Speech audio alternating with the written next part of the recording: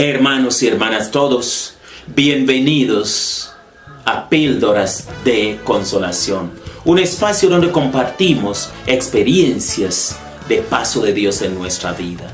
Estamos todavía en este primer segmento donde hablamos de la misericordia de Dios. Primera sesión, hablábamos del concepto de la misericordia. Hoy queremos descubrir cómo la Biblia nos cuenta que la característica más inherente de Dios es la misericordia. Seguro que usted conoce este episodio de la visita del profeta Natán a David, que nos narra el segundo libro de Samuel, capítulo 12, versículos 1 al 7. Vamos a leer. Yahvé envió al profeta Natán donde David.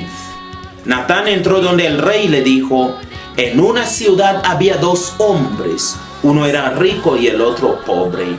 El rico tenía muchas ovejas y bueyes, y el pobre tenía una sola ovejita que había comprado. La había criado personalmente, y la oveja había crecido junto a sus hijos, comía de su pan, bebía de su misma copa y dormía en su seno. Él la amaba como a su propia hija. Un día, el hombre rico recibió una visita y, no queriendo matar a ninguno de sus animales para atender al recién llegado, robó la oveja del pobre y se la preparó. Al oír esto, el rey David se indignó muchísimo con el hombre rico y dijo a Natán: vive Yahvé, ese hombre rico tiene que morir, merece la muerte. Pagará 4 veces el precio de la ovejita por haber actuado así sin ninguna compasión. Y el profeta Natán le dijo: ese hombre eres tú. Palabra de Dios.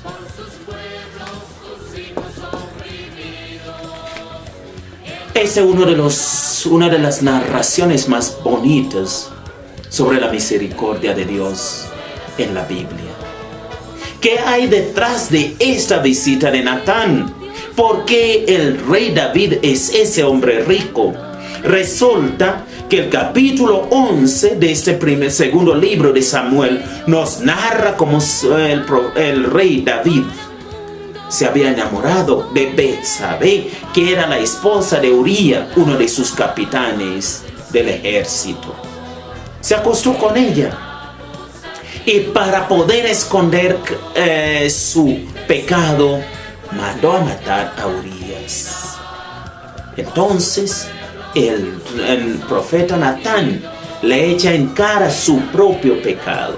Pero lo más bello de este episodio no es solamente que le muestra su pecado, sino que también le narra primeramente las bendiciones que Dios le había dado a él como rey, y cómo su pecado básicamente ofusca las bendiciones de Dios. El rey David reconoce su pecado. En la Biblia, el profeta Jeremías nos cuenta cómo el pueblo de Israel una y otra vez se alejó de Dios, y Dios invita siempre. Capítulo 3, versículo 12 de Jeremías: vuélvete, apóstata Israel, no te miraré con ira, no te guardaré rencor para siempre, porque yo soy misericordioso. El profeta Isaías, en el capítulo 55, versículo 7, nos dice la única condición para beneficiarnos de la misericordia de Dios es abandonar nuestros malos caminos.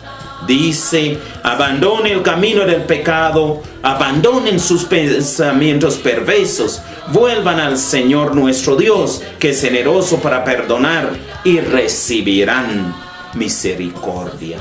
Es por eso que Jesús nos narra en el capítulo 15 del Evangelio de Lucas esas 3 bellas parábolas sobre la misericordia. La oveja perdida, la moneda perdida, y con broche de oro termina con la parábola del hijo pródigo o el padre misericordioso. Una parábola que termina con la invitación del Señor. Alegrémonos. El Señor monta una fiesta de perdón, de misericordia. Monta una rumba porque su misericordia es eterna. Por eso Mateo nos invita en el capítulo 9, versículo 13. Vayan y aprendan lo que significa: lo que quiero es misericordia, no sacrificios. Hermanos y hermanas, la misericordia es la característica más inherente de Dios. Que Dios de la misericordia nos acompañe, que Dios de la misericordia nos haga misericordiosos como Él es misericordioso. Y que el Señor Todopoderoso les bendiga en el nombre del Padre y del Hijo y del Espíritu Santo. Amén.